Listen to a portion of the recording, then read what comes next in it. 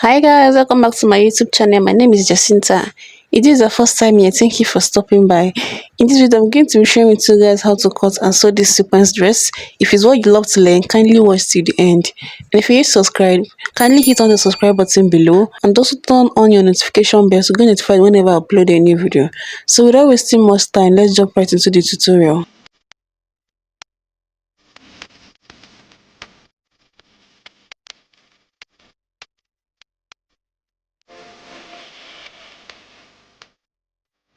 These are the fabrics I'm using for this tutorial. The sequence fabric is 2 years and the light crepe fabric is also 2 years. Starting off with the pattern drafting, from the tip of my pattern paper, I will come downwards by 1 inch, make a mark there and square across. And I will label it as the shoulder.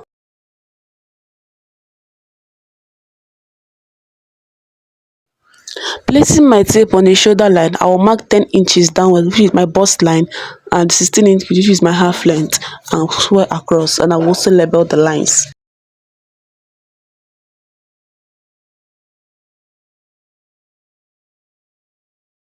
From the half length, I will mark 9 inches downwards as the hip line, and I also mark the full length I'm working with. I will make mark there, square across and label the lines.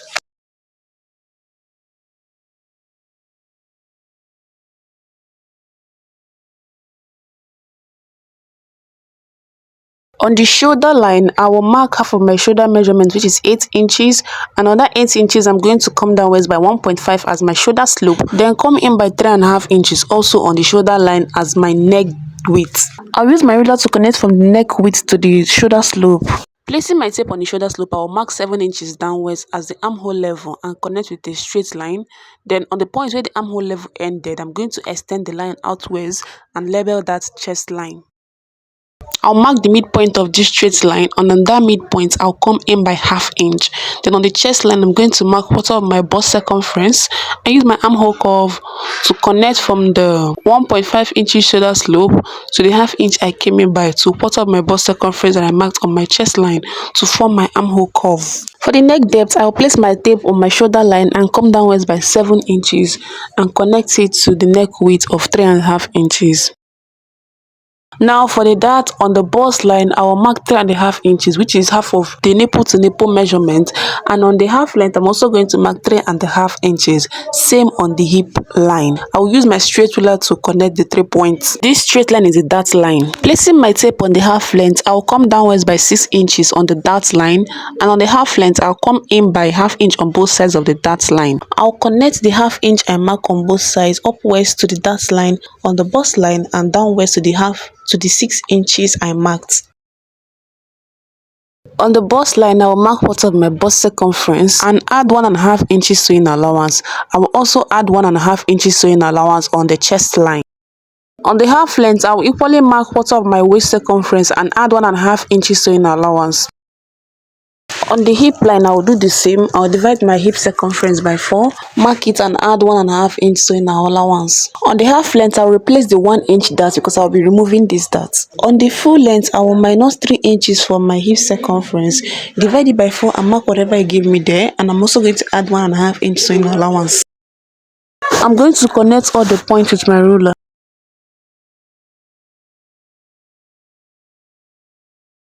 After connecting, I'll go ahead and cut it out.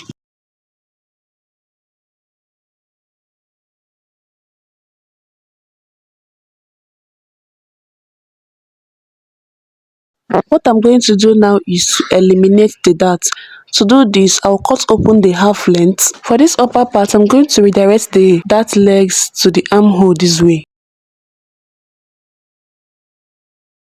After which, I will slash one of the dart legs open to the armhole. Make sure you don't cut it completely, and I'm going to close it and use my masking tape to hold it down. I'll do the same for the skirt part. I'll redirect the 2 dart legs to any part of the skirt side below the hip. Slash one of the new dart legs open and close it.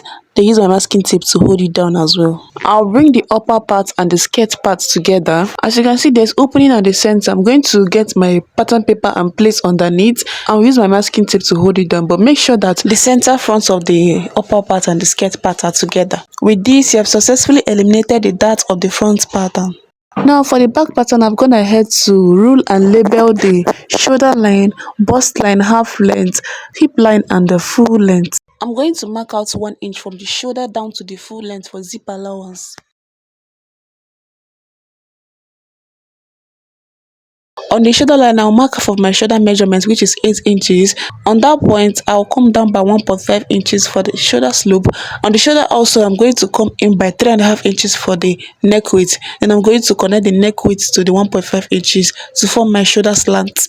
I'll come downwards by 2 inches for the neck depth and connect it to the curve to the neck width. Placing my tape on the shoulder slope, I'll come downwards by 7 inches and connect with a straight line. I'll find the midpoint of the straight line. On that midpoint, I'll come in by ½ inch, and on the chest line, I will mark quarter of my bust circumference. Then use my armhole curve to connect from the shoulder slope to the ½ inch I came in by to quarter of my bust circumference on the chest line. I will mark half of my nipple to nipple measurements on the bust line, half length and on the hip line, and connect with a straight line. Just like the front dart, I'll mark 6 inches downwards from the half length and come in by ½ inch on both sides of the dart line on the half length, then connect it to the dart line on the bust line and downwards to the 6 inches I marked. I'll mark quarter of my bust circumference on the bust line and on the chest line and add extra 1.5 inch sewing allowance. On the waistline, I'll mark quarter of my waist circumference and add 1.5 inch sewing allowance. On the hip line, I'll also mark quarter of my hip circumference and add 1.5 inch sewing allowance. On the full length, I will minus 3 inches from my hip circumference, divided by 4 and mark whatever it gave me there, and I'll also add 1.5 inch sewing allowance. After which, I'll use my ruler to connect this measurement. At the zip side on the half length, I'm going to come in by ½ inch to avoid zipper bulge and then connect it to the shoulder line and downwards to the full length. After that, I'll go ahead now and cut it out. Now for the dart elimination, I'll slash the half length open and reconnect the dart legs to the armhole, just like what we did for the front. Slash it open and close it and hold it down with my masking tape. Same goes for the skirt side. I will redirect the dart to the side and slash it open and close it.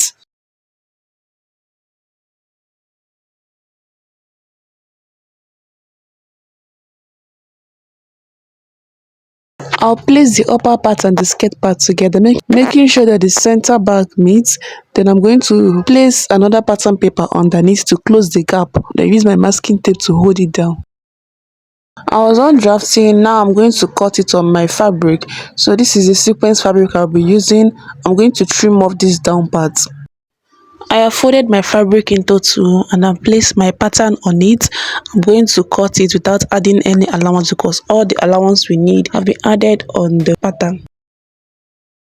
I'm also going to cut the back piece. I was done cutting the front and back. What I'm going to do now is to cut the lining. The length of the lining is going to be shorter by 2 inches at the hem. Every other thing is going to remain the same. So I'll fold the lining into two, place the main piece on it and minus 2 inches from the full length and cut it out. I was on cutting the lining of the front and the back. What I'm going to do now is to cut the sleeve. To do this, I'm going to mark ½ inch downwards from the shoulder. I'm going to measure the armhole, just like the way you see me doing. You're going to measure the armhole. I've gone ahead to fold my fabric into two. I'm going to rule a starting line. From that starting line, I will mark 4 inches downwards and square across. On that 4 inches line, I'm going to mark the measurement I got from my dress armhole. With a slanted line, I will connect from this tip to that armhole measurement that I marked. I'm going to find the midpoint of this slanted line, make a mark there and use my curved ruler to connect from this tip to the midpoint and from the midpoint to the other end. Just go ahead and do yours just like the way you see me doing. Placing my tape on the starting line, I'm going to mark the sleeve length. Now the sleeve length is the length of my dress. So whatever the length of your dress is, that's what we are going to mark as the sleeve length. Unless you want it to be longer or lesser, it depends on what you want. So I'm marking the the length of my dress, and I'm adding extra 1.5 inch for folding of the down part. This sleeve is in form of A line. On the full length, I'm going to mark 10 inches. When I open it up, it's going to be 20. So depending on how wide you want yours to be, you can make it wider than 10 inches. I'm going to measure this curved area of my sleeve. This is where I'll be attaching to my dress. So I'm going to take the measurement to make sure that it aligns with the measurement I have on the dress. On the dress armhole, the measurement I got was 9 inches, but I had 10 inches. Yes, I'm going to minus 1 inch and then reconnect it. Then from that 9 inches, I'm going to mark it down to the 10 inches I marked on the sleeve length. After connecting it, I'll go ahead and cut it out.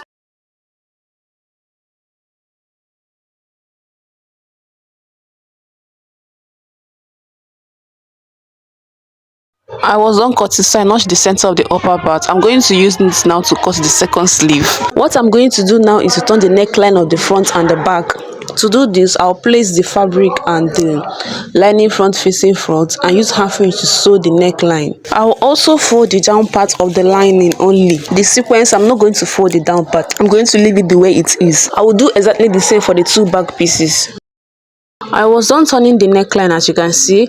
What I'm going to do now is to join the sides of the sequence and that of the lining together using 1/2 inch. So I'm going to arrange it very well on my table, pin it down, and go over to my machine and sew it together using 1/2 inch. I'll do this for the front piece and the two back pieces. I was done joining the two sides of the main fabric and the lining together, and I've also ironed them, so you can see how neat it looks, both the front and the back. What I'm going to do now is to join this front and back shoulder together using 1/2 inch.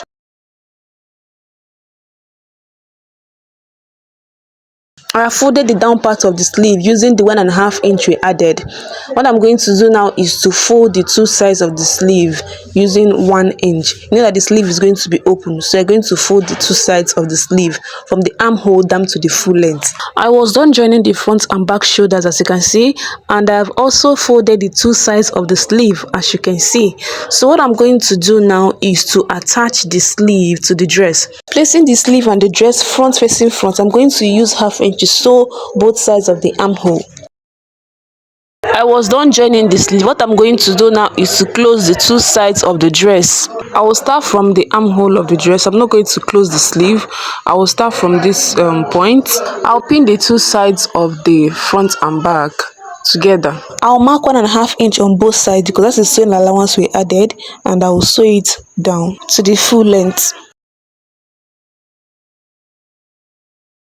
I was done joining the two sides. I'm going to mark the slit of 8 inches. Then I will use 1 inch to close the zip side. Then from the back neck depth, I'm going to mark 20 inches downwards on the zip side. This is where I'll be attaching the zip. I'll close the remaining parts with 1 inch, and that will be all for the cutting and sewing of this sequence dartless dress. If you find this video helpful and you learned something new, give me a thumbs up, hit on that subscribe button. It goes a long way to encourage me, and do not forget to turn on your notification bell so get notified whenever I upload a new video. Thanks for watching, and see you guys in my next tutorial.